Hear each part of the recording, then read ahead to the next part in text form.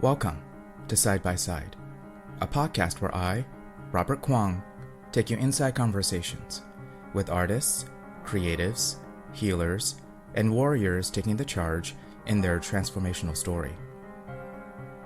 Today's returning guest is Sol Smith, the author of The Autistic's Guide to Self-Discovery and a certified autism specialist who is autistic, dyslexic, and living with ADHD. He spent more than 2 decades as a college professor before shifting his professional focus to coaching other autistic and ADHD people to gain autonomy in their lives.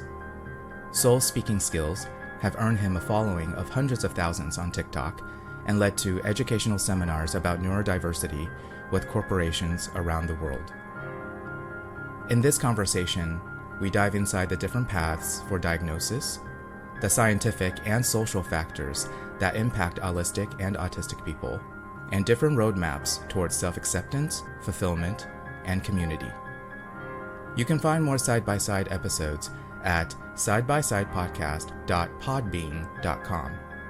And if you're working on a purpose-driven writing project, I've opened a few one-on-one coaching spots this season. You can learn more or book a discovery call at www.robertquanhome.com.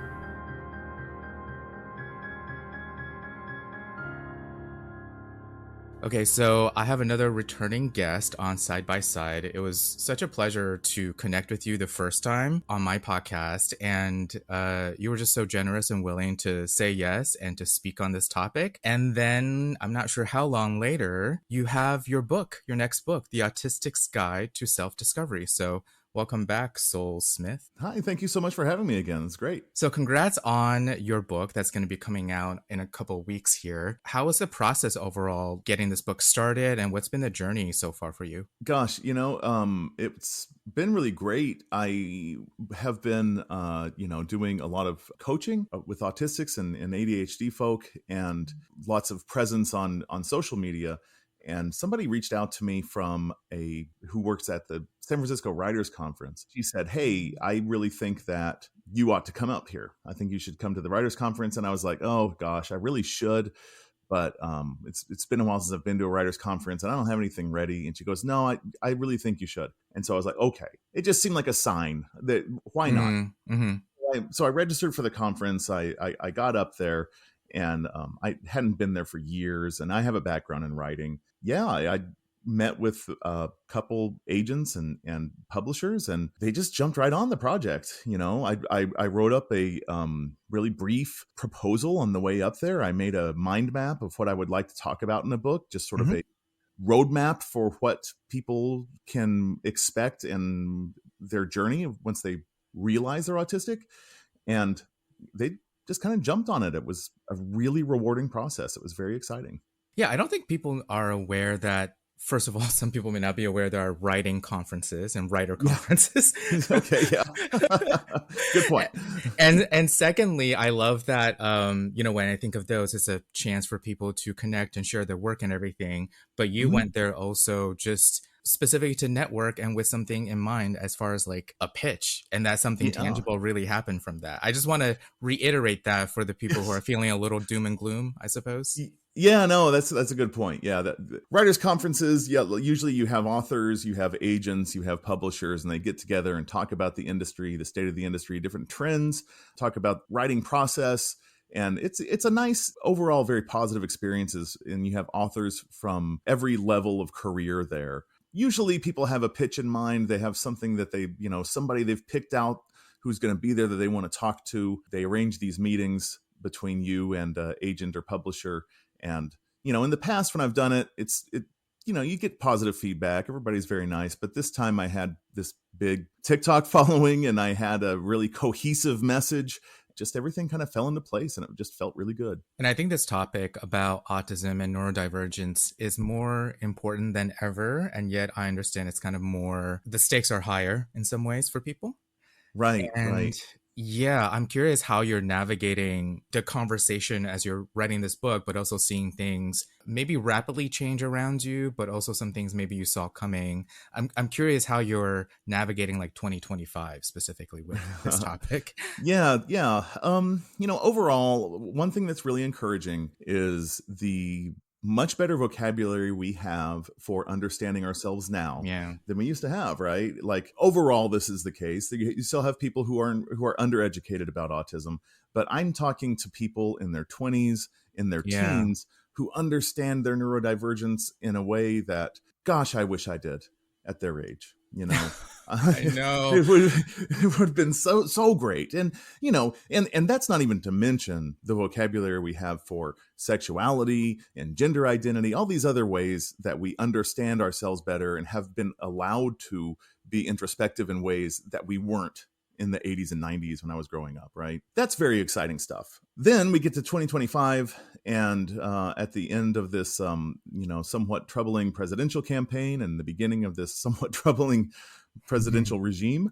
And essentially, what we're seeing here is this is an age-old strategy, which is to not look at the facts, not look at data, not look at research, which all exists out there, but instead to speak very loudly to people's nervous systems and make them scared. Yeah. So people are loss averse. They have like our nervous systems. We're just anxious people because of the way we evolved. We stayed very safe by being very suspicious of different rustles in the bushes, being very suspicious of everything we hear. And so our amygdala, which governs our sort of fear, is very ready to jump. Yeah. So it's easy for somebody to stand up there and scare people about autism. This is the new boogeyman now. Again, they know that we've heard about autism. They know that we've heard that numbers are going up. But by just walking past everything that we actually know, all the ways that we've actually increased our knowledge out there, and also, I should add, by making up numbers out of nowhere, they've been able to just completely communicate to mass amount of people's amygdala something scary is going on. And then step 2 of that is, but we have the answers and we're going to take care of you. Right. And so instead of any kind of a logical argument at all, you have what can barely be called an emotional argument. It's basically creating an anxiety in somebody and then offering them the solution to that anxiety. And I mean, we see advertisers do this all the time. But seeing it in a presidential campaign is really, really troubling. Our thinking brain is very slow, right? Our prefrontal cortex does things very slowly. If you have to sit and do, multiplication of two-digit numbers, you have to stop and think about it, most of us. And that's a slow process. But if you see a snake, you have a really quick reaction. So you have one political party, their entire strategy seems to be just showing you snakes everywhere and then saying, don't worry, we can take care of these snakes. And damn, it's effective. Yeah.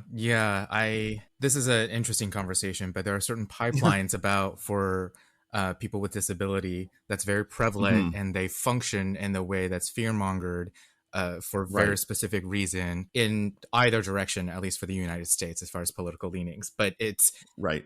And yet the community that includes people with autism are often weaponized and used in ways that may or may not benefit those people. So just wanted to highlight why it's important to talk about this, also from a place of mutual aid, which I see from your work as well. Yeah. And you talk about identity. So I guess I'll start there. Why is it important to utilize identity first language? We typically associate that with something like the LGBTQ community, but you're sort of advocating that in general as a net positive for people that can really struggle with self-awareness and understanding who we are and diagnosis and all of that. Yeah, and I think that really the neurodivergence, as we are learning more about ourselves and advocating for changes, that we have a lot to learn from the LGBTQ plus community. That the Pride movement is so brilliant because it's coming from a place where there were some changing ideas about sexuality. There was a little bit more openness, but this openness came in the language of tolerance, right? Like, if you look at the 80s and 90s and you have like the don't ask, don't tell policy, they're like, it's okay to be gay, just don't talk about it, right? And then basically the attitude can be summed up as like, hate the sin, love the sinner. And what Pride says, no, I don't have to apologize for this. This is part of who I am. If you're going to accept me, you need to accept all of me, and I love who I love, and I'm going to be who I'm going to be. And this is a very shameless representation of who they are. And of course, they learned a lot from the Black Panthers. They learned a lot from the Civil Rights Movement. So I think that we need to see this and recognize that autism is not something to be cured. It's not an affliction that we have. It is an identity. We are autistic. It's not something that I carry with me. It's not going to be taken from me. Right? So it becomes really important to identify with it and identify with other autistic people, even though we may not seem the same at all, because we're really a very heavily marginalized group. Unemployment is really, really high. Loneliness is really, really high. Life expectancy is really, really low. Our chance of dying of suicide is supposedly 8 to 9 times higher than normal. So we're overrepresented in clinical settings. Every aspect of our health seems to be lower, partially because we're not as believed. So there's all kinds of ways that we need to be advocating for ourselves. And that the specific numbers are hard to come by because we're still underdiagnosed. Yeah. And there's this myth that we're overdiagnosing it.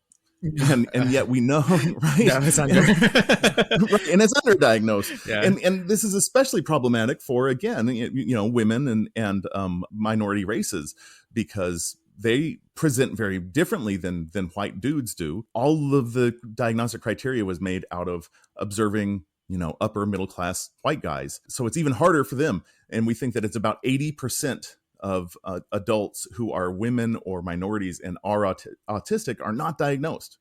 Yeah. So it's really hard to get specific numbers, and you see numbers from very reliable resources saying that among autistics with college degrees, unemployment is between 70 and 85%. And this is compared to the general population, which is about 4.2%. Wow. That's a massive difference. I didn't realize it was that staggering. Wow. Right. And most of us have way more jobs than is typical.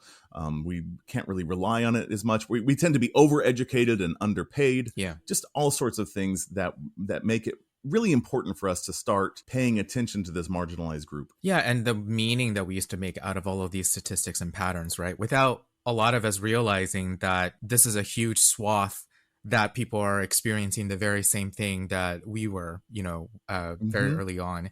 And I think that's why it's important for your book to start with understanding the different paths towards diagnosis or awareness, even whatever you want to call it. You talk about how it's important to respect self-diagnosis and also the other different paths of becoming aware of your own autism. Why is that so important given some of the context we were sharing? Yeah, because access is a really big challenge. In many places, it's really expensive to get a diagnosis. Yeah. And 85% of doctors say that they are undereducated for autistic patients, and which basically means that you even have people working in diagnosis who are not as up to date as they could be.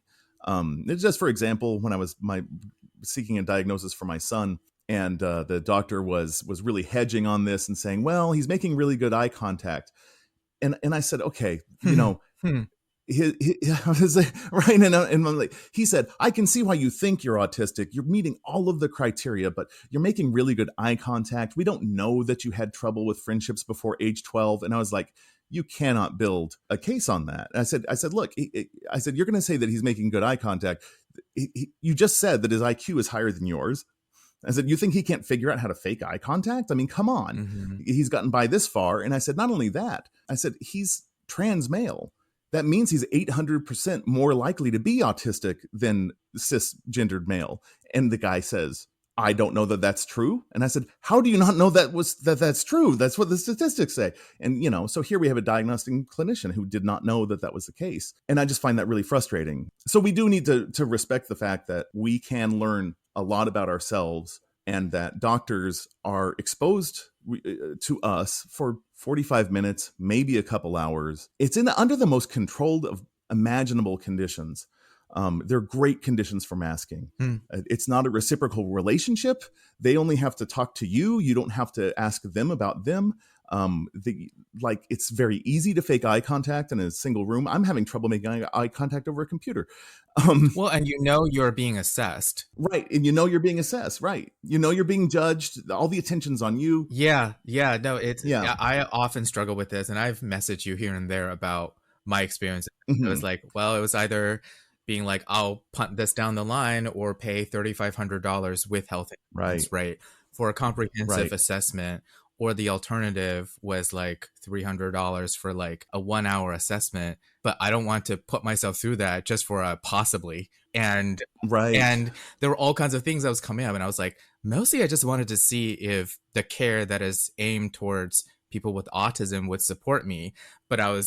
realized there was this kind of a wall, if you will, between me figuring that out and everything that's Mhm. on the other side. Yeah, definitely. And I mean, not only that, there's really once you are diagnosed, that's kind of it. You're just sort of set adrift at sea because as an adult, there isn't a lot in place. Like the knowledge is important. Yeah. People say, "Oh, don't trust self-diagnosis," but like you have to advocate for yourself in order to even get a diagnosis. So you already suspect it, and most people already have suspected it for 1 to 3 years before they really seek a diagnosis. So you already know at this point. Then you get the diagnosis and you find that it doesn't change very much. You don't get services, and it's wild because you look at all of the services that there are for kids in school, and I'm not saying that they're sufficient, but they do have them. All different accommodations for kids in school, different ways that they can help them out. Once you turn 18, they just go away. Mm. And they don't seem to understand that autistic kids turn into autistic adults. They don't grow out of it, like right. Like they It get doesn't toughen just up or something. right, exactly. Yeah. And that's another thing is that we hear a lot is, well, you've made it this far. Mm. Uh, And I mean, that just completely, right, that completely discounts all of the struggle, completely discounts all of the cognitive energy that we've put into making it this far. All of the job hopping, all of the again, the loneliness, the ruined friendships. This not knowing this about yourself can be hazardous to your health, yeah. literally. Yeah. Yeah, so it's not a matter of like, well, you've made it this far. It's like for many of us, it's a miracle to have made it this far, and it would be important to know, but it is very much out of reach for a lot of people. So we really want to be affirming of people who have done the work. They've listened to autistic voices, listened to the experience of autism, because it sounds very different than the diagnostic criteria when you talk to somebody who's lived the autistic experience. It doesn't really sound the same as the symptoms which are seen from the outside. Yeah, it just occurred to me with we were just talking about assessment for autism and also pretty much every other condition these days, Right. is that one-on-one clinical setting, but you can probably spot certain things much quicker just observing a bunch of kids playing with each other. Yeah. I guess you can call that a lateral thinking move instead of a critical Yeah, no, thing. totally. Yeah. Yeah, you can. I mean, just for example, they've done experiments in labs where they give a bunch of kids who never met each other like toys to play with, Mhm. and within 30 minutes they have ostracized the ADHD kid. It just takes 30 minutes for them to know, and yet it takes doctors all sorts of tests to figure out if you're ADHD or not. And it's the same thing with autism. And there was a 2017 study where with college students, they show them videotapes of different social interactions between different people, and then they have them rate the likability of the people in the videos, and all of them rated the autistic people in the videos as less likable. So like we're already being labeled, we're already being discounted by people, Yeah. and yet we have to fight for a diagnosis for this. And one of the reasons that people say you need to have the official diagnosis is you're going to take resources away from other people who need it. And I'm like, where are these resources that I can take? Right. I'd love to know. Yeah, and I want to highlight a quote real quick, since you were talking about statistics already. This is something from the book. Autistics ruminate at rates far higher than allistics do. Allistics being people without autism, but maybe neurodivergent in some other way, often dwelling on thoughts of guilt, sadness, and anger directed at the self. This is so common among autistics that it appears to be responsible for nearly all the higher rates of depression and self-harm. So it's going back to the philosophical leaning of like you should care about people even if it doesn't directly impact you.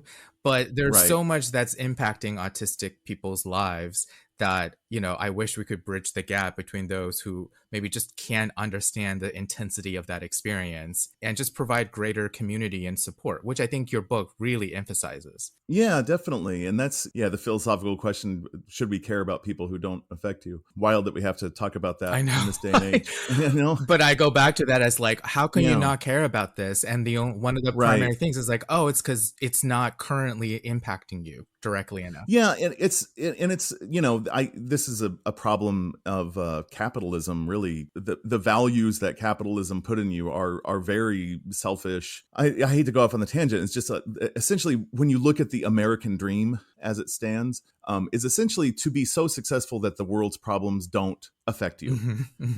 You know, and I feel like that's a terrible message. I feel like it should be that your success helps other people to overcome the world's problems or helps the world's problems to be lighter.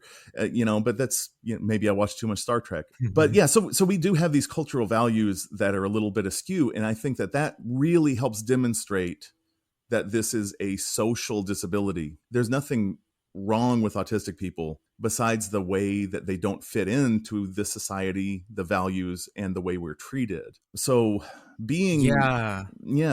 so like, if we just had a more flexible, more educated society, we wouldn't be facing these problems. Like I was talking about that 2017 study about them rating less likable. In 2022, the same researcher repeated the study, but gave a test group a 30-minute presentation about autistic traits.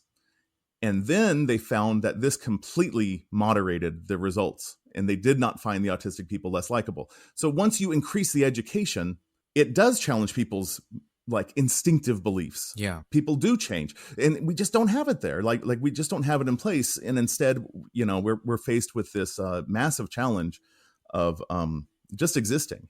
And so we ruminate a lot. Our brains are overwired, and our default mode network, which is the amount of activity happening in your brain when you're not doing anything else, is 42% higher on average than an allistic person's default mode network. So our brains are very loud, they're very noisy, and they're mostly reviewing our interactions, reviewing things, because we are constantly masking, constantly trying to fit in.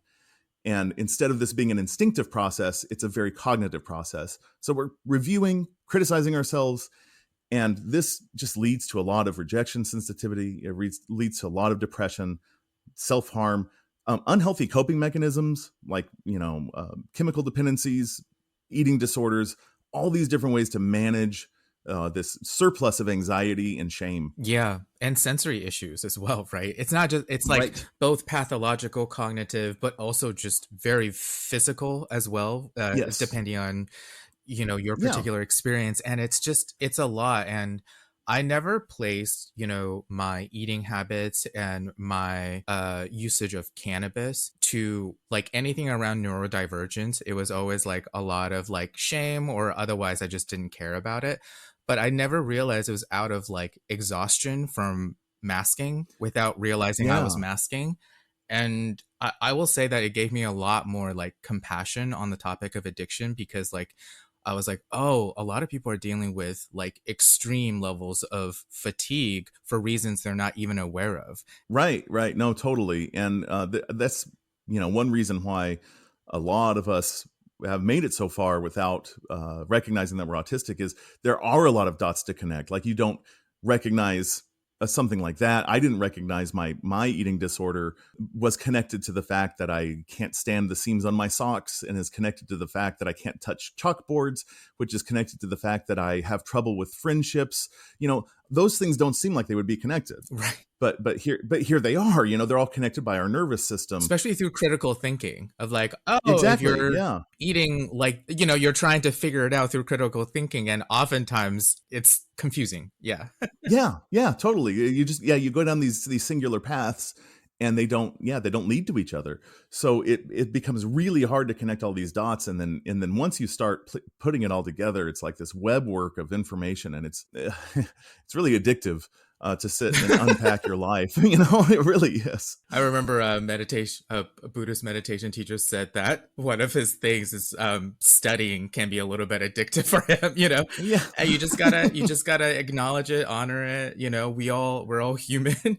um, Right. but I never seeing it through the lens of like stimming, or you're just Mhm. feeling restless. It can help, for me at least, not overcomplicate these things as well. To be like, this is a symptom. Okay, let's check in with how Right. you are right now. Yeah, definitely. And I like one of the biggest things that I've done for myself since being since recognizing this is allowing myself to fidget. Like that Yeah. by itself has changed so much. I have fidget toys at hand all the time, and it has just allowed me to think in a more focused way, and it's allowed me to pay attention in different ways. And it's just like, just by letting go of that shame and just letting myself do it, because I used to fidget but like in my pocket, or I'd fidget like under the desk or something like that, and trying to disguise my fidgeting.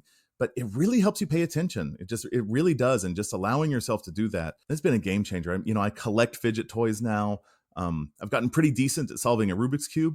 Um, uh, you Oh, know, right. You're one uh, of your kid or your kids are like mhm. Yeah, champions, right? A little bit. yeah. All my kids have now competed in competitive Rubik's cubing, and they're all better than me now.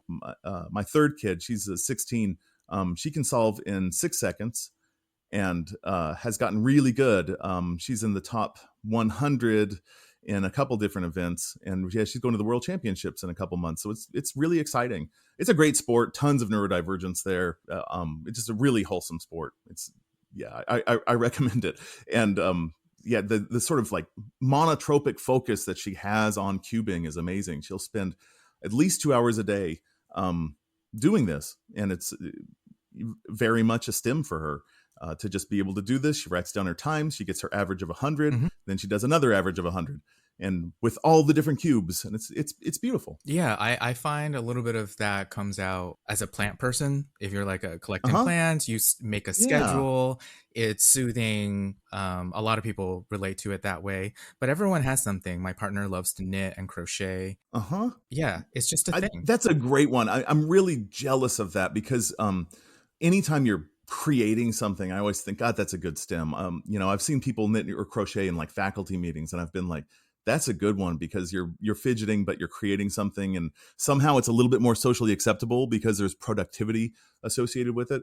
But yeah, that's a Yeah, good that is one. more socially acceptable. You're totally right. There are definitely other Yeah. fidgets that maybe is a little more like keep it to yourself. Definitely Yeah. that's a very you're right. There's a social factor to it that works. And you also talk about bottoms up thinking, which we kind of Uh huh. especially with all of these subject matters and hobbies, I think they attract people who tend to have like the outside of the box thinking rather than the top down model.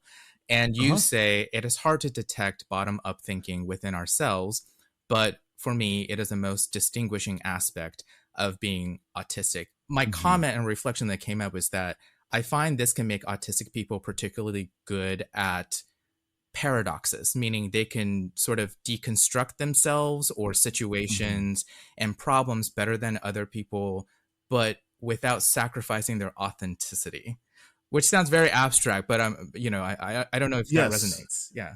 No, it does, and there's a lot of abstraction with bottom up thinking. But Yes. yeah, deconstruction is huge. In fact, the next book that I'm hoping will come out is all about deconstructing a lot of our socialization, and it's written with both neurotypes in mind, just to sort of like free us up from a lot of the sort of top down ways that we've defined ourselves, like things like grades and money and things like this, that we seem to not give enough thought to, but bottom up thinkers do. And so different examples of bottom up thinking is like if I'm holding 11 pennies in my hand, and I say, what's this?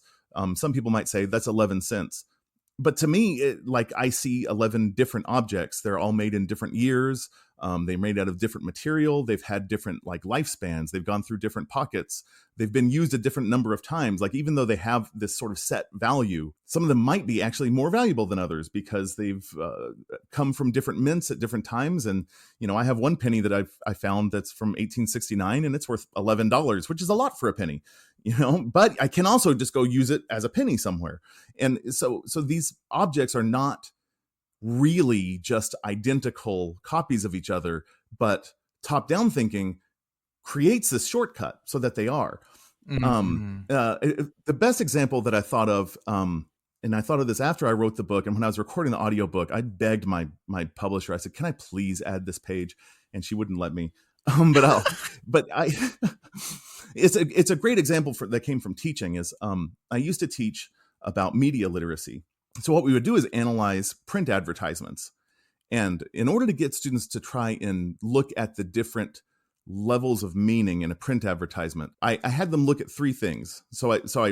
We practiced this. I'd put a print ad up, and I said, level one is, what do you literally see in this picture? Just name what you're looking at. And I said, level two is, what is the intended message? Like, what is the advertiser saying? And almost anybody can get this. It's what what statement is the ad making? And I said, then level three is, what is the cultural stereotype that is being used to deliver this message? How is it communicating through what knowns is it using? And so it's a really fun way to sort of like get at how we construct beauty, how we construct, racial stereotypes, all sorts of things. So I put the first one up there. It's a Coke ad from the 50s. And I say, okay, what do we see here? And all the students demonstrated top-down thinking. They look at the ad and they go, Coke is delicious and refreshing. And I go, no. What do you see? Level one, what do you see here? And they go, happy people like Coke. And I go, no. What do you see in the ad? And they say, Coke makes you happy. And I'm like, no. And I'm like, you see people in swimsuits at the beach holding Coke bottles, smiling. Oh, that's funny. So, right. They jump straight to level two. So the top-down thinking is going straight to the interpretation of what they're seeing, because all of that data is too much to think about. So they wipe it clean and boil it down to one message. And that's what, so top-down thinking creates these shortcuts. Instead of analyzing all of the objects, it just communicates this message. Coke makes you happy. For me, I have to look at it and then interpret it and then step back again. And it's wild to me that I didn't catch how differently I was thinking from everybody else in the room all those years. Yeah. My partner is teaching now at a university in Vancouver, and it's been interesting kind of being like hearing a little bit secondhand of like what kids are like these days, and the ongoing discourse around literacy. And to me, what you're talking about to me is related to the problems we're seeing with both media literacy, but also just literacy in general, quite frankly. Just the way that critical thinking has sort of crushed our ability to move beyond it. Yes, no, definitely. We've really leaned a lot on critical thinking, and a lot of what happens in school even looks like critical thinking, but it's not. I mean, for example, if you like watch a documentary about flat earthers, a lot of what they do sounds like critical thinking, but it's not.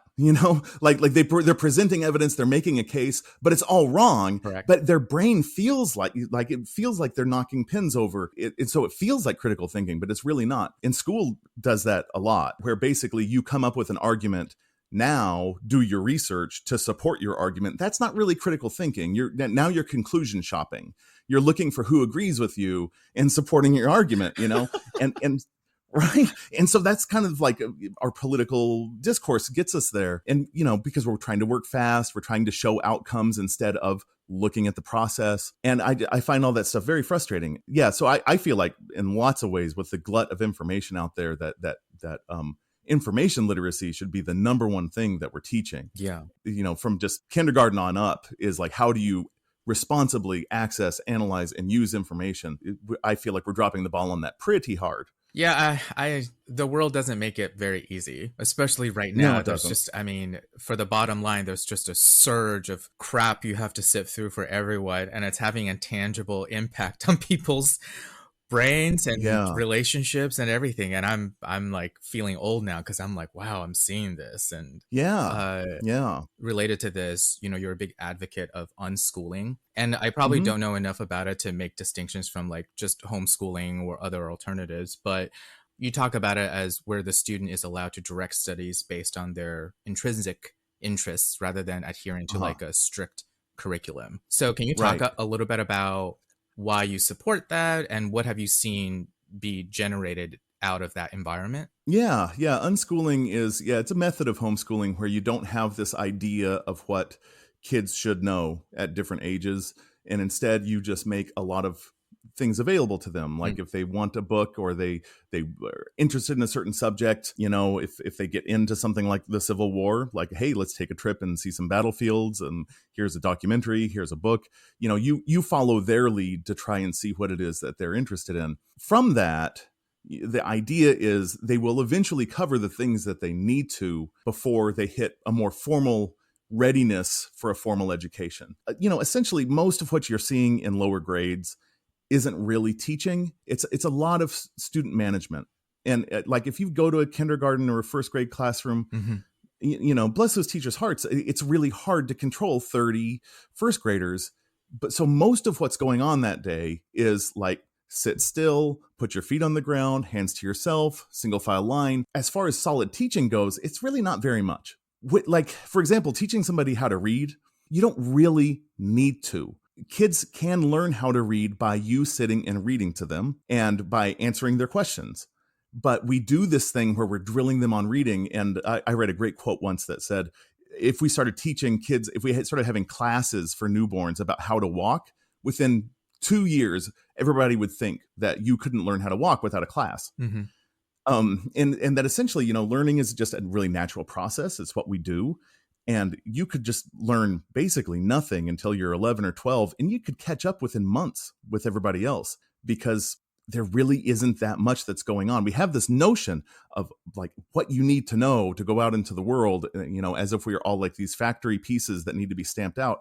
Like, that's not really how the world works. And no one's really getting that. And it's never made anybody perfect. So it's a much better idea to embrace this idea of like diversity, letting people chase their interests, because intrinsic value keeps people interested. I mean, this is the whole problem with people with executive function, ADHDers especially, is they don't get dopamine from doing a task they're not interested in.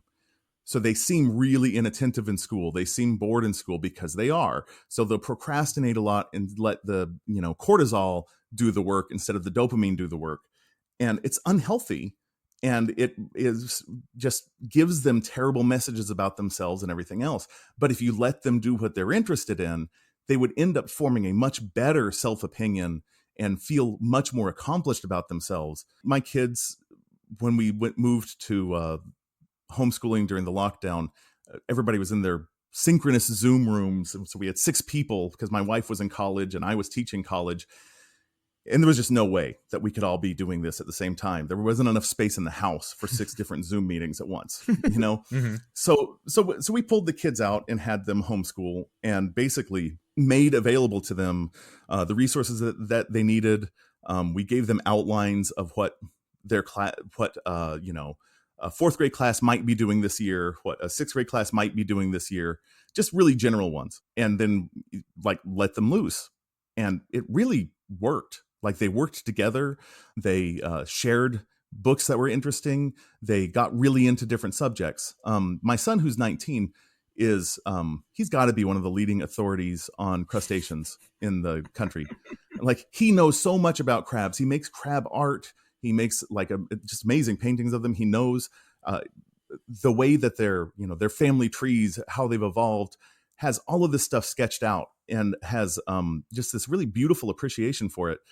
And it's just led him to understanding so much about all kinds of different subjects. My daughter, who's into Rubik's cubing, she has gotten so into that. Like when she went back to school, which she wanted to do, she was so closed off. She was so antisocial.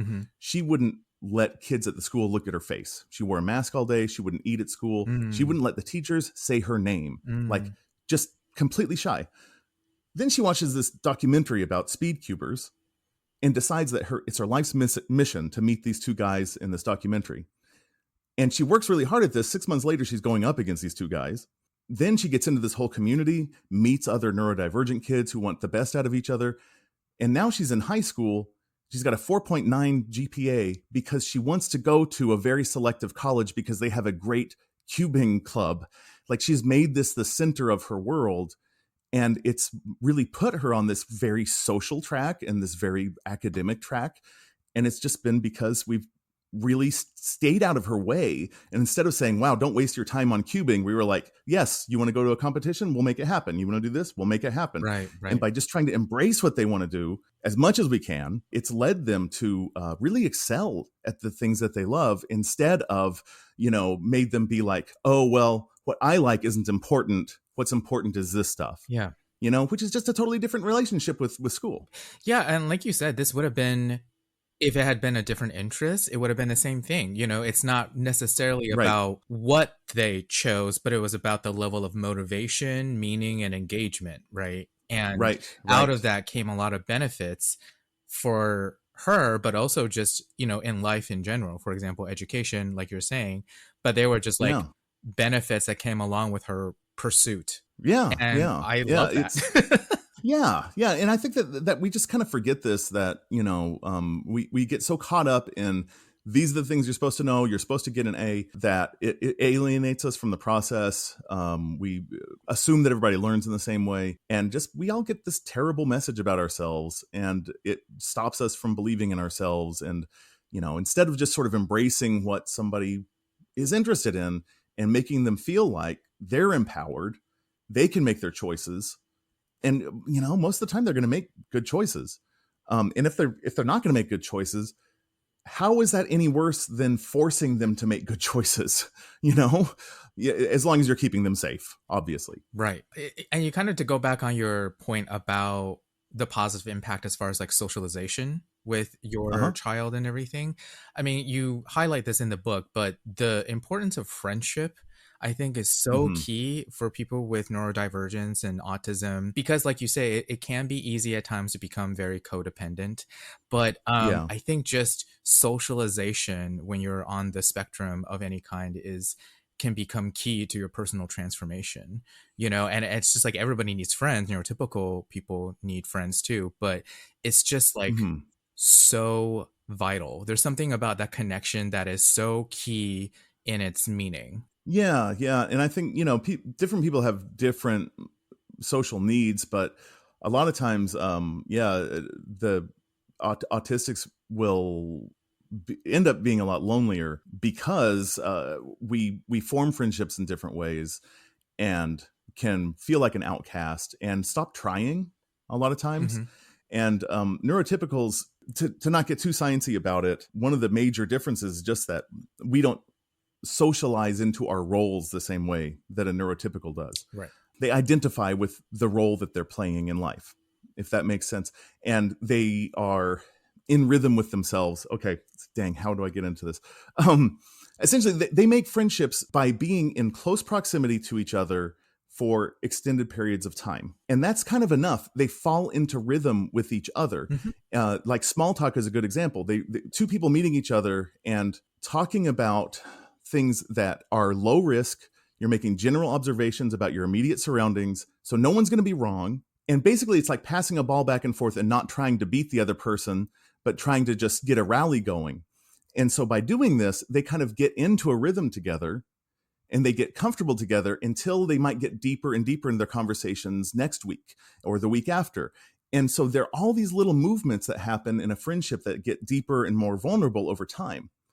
And autistics, since we are not usually wired with the same social connections or awareness, we miss a lot of that.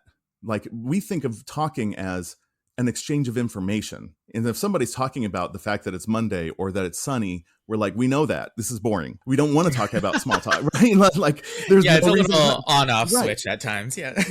Right. And so we're not going to get into rhythm this way. Right. And so when we're forming friendships with a neurotypical, that reciprocal relationship of depth, we risk feeling cold by not matching their depth, or we risk oversharing and kind of cringing them out. Lots of different ways that the friendship can be sort of sullied or ruined, and we feel rejected and we don't know why. Or we can even become the person's kind of safe zone where they're like, wow, I feel so safe sharing with you. They can just share anything and unburden themselves, but they don't really want to invite you to the party because they don't want you to see them that way. So there's all these different like levels of friendship that we just kind of miss out on. But together we tend to form friendships through mutual interests. Yeah. So I mean, that's sort of the magic when you I know Yeah. this show has gotten really popular, Love of the Spectrum, and you can Uh-huh. imagine Uh-huh. all of these socialization things that can be a little bit tricky being amped up a little bit when you're trying to get cues from, like, are we more than friends now? We're trying to read quote Right. unquote subtext between the lines. It Right. can be really difficult, right? So, but I think when you form really good bonds, even with all of that in mind, I Uh-huh. have all of my friendships probably are neurodivergent on some way. I'm just being honest, Oh because yeah. once Yeah. you settle in and you've spent that time and built that trust like anybody else would, it's like it's so deep that it's hard to just unwrap that, and I love that. Yeah. Yeah, definitely. And yeah, most friendships do end up being neurodivergent. I mean, a great example, my wife is ADHD. She didn't believe she was ADHD because everybody does this. And I was like, who everybody? All of her friends. Right. And I'm like, okay, like let's unwrap this a little bit. So, you look at something like I want to say it's 11% of people, 11 to 14% are ADHD. And that doesn't seem huge, but if you put 100 people in a room, do you really want to talk to more than 11 of them? Like it's sort of a self-selecting thing. And autistics, like between 4 and 5%, something like that. It might be a little higher, but do you really want to talk more than 4 or 5, or date more than 4 or 5 people out of 100? Probably not. So there are enough people to choose from. You Hmm. just have to run into them enough. So the real challenge is for autistics to put themselves out there, because school is usually not the best place for us to meet people. That proximity doesn't work if there's not enough diversity in that school system. Mm-hmm. So we still have to go out and meet people, like, just to be completely cliche, a Star Trek convention, right? We're going to meet some autistics there, a Renaissance Oh, fair. you definitely will at a Star Trek Right, convention. right. Yeah. A speed cubing competition. You're going to meet a lot of autistics. Right. So you put yourself into these positions to meet people around an interest, then you start forming those bonds, and it can become, yeah, really tight. And positive social interaction really helps with stress. It really helps with anxiety. It makes your life more manageable. So when we get rejected a lot early on and pull back, become completely introverted, make that part of our identity that we're introverts, we don't like to be with people, it can be really detrimental to our mental health. So I always tell people, like, try to pick a group that you're going to join, like on Meetup or something like that. Hmm. Try to pick an event and go 3 times. Give it 3 chances, because the first time you're probably going to be too nervous. Right. The second times are always the scariest, because you kind of know what to expect. The third time you might be able to tell if you're enjoying this or not. Right. So just you just have to take that risk, because if it pays off, it's going to be a lot better than staying home. Yeah, I mean, I think I definitely tend to ruminate less when I am making myself Yes. explore the city and go enjoy arts and culture. Yeah. When we have access to them, it's so important to do these things. And I will sometimes, quote unquote, make myself do it because the dopamine of, like, I'm going to go out tonight is just not hitting. But Right. after I've done that and I'm on my way home, 99% of the time I was like, I'm glad we did that and enjoyed a night out that Yeah. we might not have otherwise. Yeah. Right. Right. No, there's like the 4 or 5 times in my 22-year marriage that my wife and I were invited to parties and we went. I would go like, "What?" I was like, "Why don't we do this more often? Like, this is really fun. Like, how about You're that?" like, great, next year, same time? Okay. Yeah, right. Exactly. Exactly. And so, like, yeah, you really do get something out of it. And in lieu of that, like, online spaces are a good place to start. I've started an online community. It's Yes. neurospicycommunity.com. It's great. We've got members all over the world from dozens of countries. It's just been a great place for us to talk about ruminating less. Like, when you talk about your problem and somebody understands it, it's like it completes that cycle. You're not stuck with it anymore. Somebody has heard you and understands it. You don't even have to come up with a solution necessarily, so much as, like, just to hear somebody else say, "Oh my God, I've had a problem like that," and relate to it. And that's an alien experience for a lot of us who've closed off for a long time. And it just helps you sleep at night, to connect with people this way. Yeah, I think we can, because we're such great overthinkers, Hmm. I can find it hard to believe that you just need to talk to somebody else or just go touch grass to have a new pathway of thinking or a new magical scenario of possibility, right? Because sometimes I'm Right. just too, maybe too full of myself. I don't know. But it's just like, oh, Yeah. yeah, like you just need to let go a little bit and maybe a different perspective will come out of this or a different way of Right. thinking. And we don't have to be rigid with that. Yeah. Right. Yeah. Right. No, I agree. I agree. And as far as being too full of yourself, I'm so guilty of that, because when I was officially diagnosed, which I was, it felt important for my job, and it was free for me with my insurance plan at the time. One of the first feelings I felt was a mourning because I always thought that I was very special and unique in a positive way. And now I felt like, oh no, as an autistic, I'm never going to be valued. And I'm Mm, just autistic. mm, And I just allowed myself to feel that sort of like, right. loss of identity, loss of individualism before I realized that I was really gaining an identity and gaining, camaraderie and all sorts of things. But it took me a lot because, you do kind of have to get over yourself and step back. And meeting somebody else who's had these same problems and you let your guard down, it's amazing to really let that in. Yeah. And if folks who are trying to see if they can get a diagnosis or trying to understand this or just want to reach out and connect with you in some way, what's the best way to reach you? Yeah, you can email me at soul@professorsoul.com, and soul is just SOL. Or you can come to the website, professorsoul.com, and reach me from there. Awesome. Okay, is there anything else that you'd like to I like to say, put on the table before we wrap up of things that's currently on your mind or things that just you want to share, if anything? I feel really lucky to be in the right place at the right time with this, and to have a sense of purpose with my work that was like, even though I love education and I loved teaching, being able to help people through this transition from recognizing you're autistic to living a better life has just been so meaningful for me. Yeah. Thank you for saying that. And also thank you for broadening this conversation. This was something that helped me as well in some ways. So, Awesome. yeah, thank you for today as usual, Soul. All right, thank you so much. Let's do it again.